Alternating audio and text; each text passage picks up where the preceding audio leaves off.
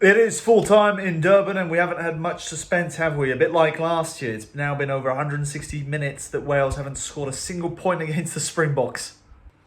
So my immediate thoughts after watching this game is that both Wales and South Africa, well, didn't play excellent rugby. Did we think that they were? Maybe not. I mean, the Boks definitely had a different team than they usually do, and Wales, it's not really been their day recently. First things first, the anthems. I want to just tell you something. I love the Welsh anthem. That gave me a buzz. What a beautiful anthem the Welsh have. And secondly, the Springbok anthem is probably my favourite worldwide, just because of the mix of languages and all the history really. Carlu Sadi, which I have watched many times play for his club in France.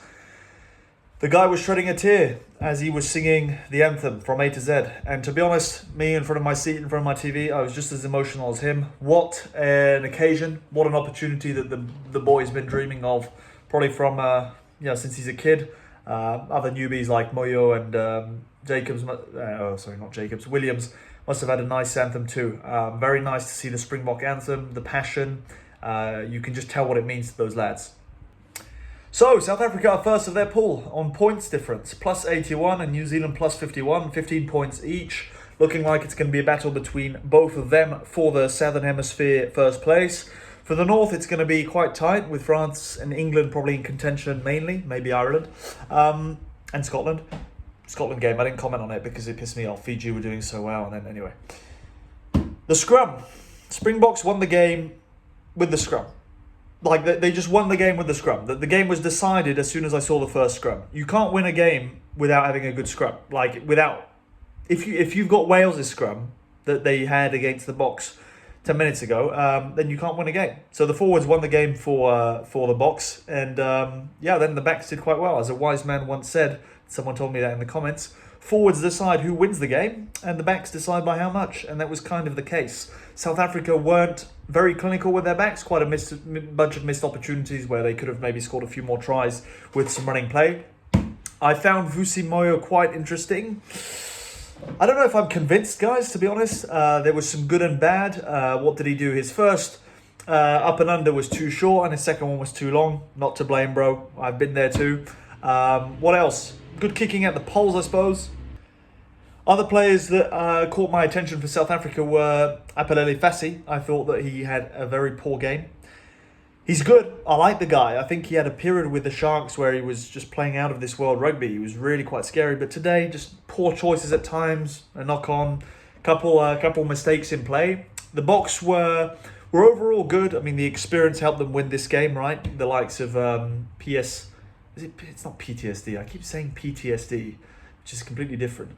Peter Stiff, PSDT won him and anyway, all the other best players that South Africa have really put in a shift, made sure that the Springboks were going to win this game, because although Rassie Erasmus said, hey, we don't really care about the scoreline, right? We just want to test some new players, albeit respecting Wales, just, test the game plan against Wales, etc. Of course, they did care about the scoreline, and that was taken care of with, well, I hope you've...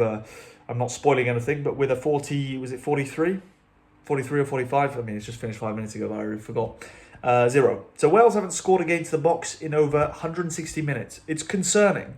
It's concerning because obviously you can't win a game if you've got 0 points, right? I don't have anything good to say about Wales, unfortunately, and usually I try and, find some positive things to say. I thought they were very poor from the get-go. The wrong choices, they just couldn't play their rugby. And maybe they played as they usually do against other nations, right? Maybe they didn't particularly play poorly this time. It's just that they didn't get away with it this time. Boks. What can I say about the Boks? What really caught my eye was that there was quite a decent amount of chemistry, despite maybe loads of the guys never having played with each other before. They got 14 points on the board quite quickly. The power, the strength of the Visa brothers. The backs were good. Willems has shown his class too when he came in.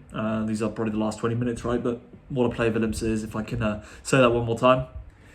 And you tell me, guys, where was South Africa's weaknesses in this game? I thought they were I thought they were quite average. Like, they didn't do anything crazy, but they won the game, right? It would be completely unfair to say, in fact, they were average when they won by 40 points against Wales.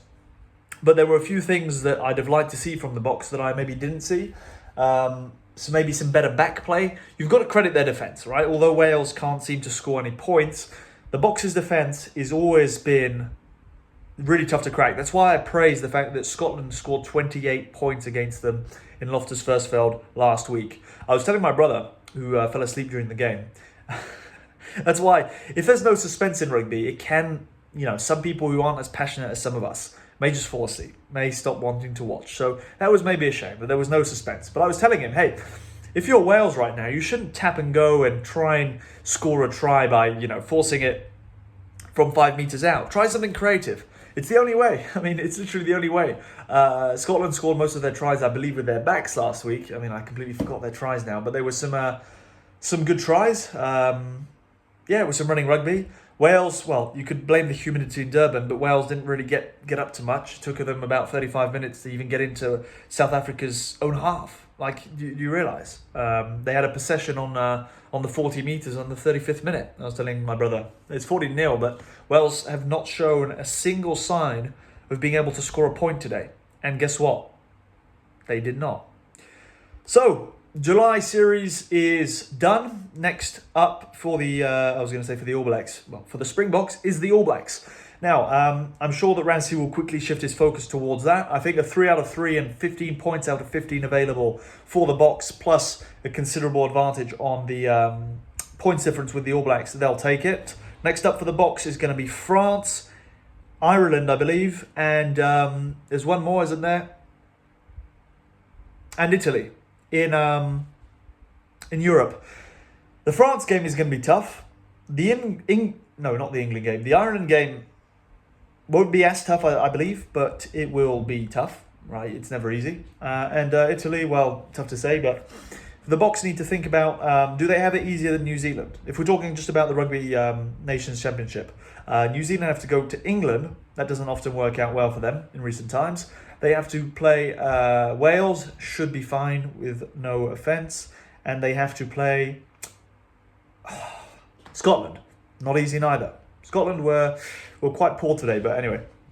So, who will finish first in the Southern Hemisphere pool? Does what the Springboks, does the Springboks performance that you guys have seen, what does it tell you? Are the Springboks continuing in a good path, or was there things that didn't quite go well today? I think it was a fair enough performance. They won, Maybe we're just used to seeing the Boks do even better. Maybe that's my problem, is that I thought that the Boks might just win by a bit more, or, do some more interesting stuff on the field. And, how do you feel if you're South African and watching this? How do you feel about the upcoming tour versus New Zealand? Has there been positive signs from these last 3 games? Things you're worried about? Let's have a chat in the comments. It was a pleasure watching this game. But before you leave, remember, the Baby Boks are playing against the Baby Blue right now, actually. So I'm about to head and watch the second half, and I will catch you in the next video, which will be in about 45 minutes, debriefing who won the Rugby World Cup for the under-20s. Bye-bye for now.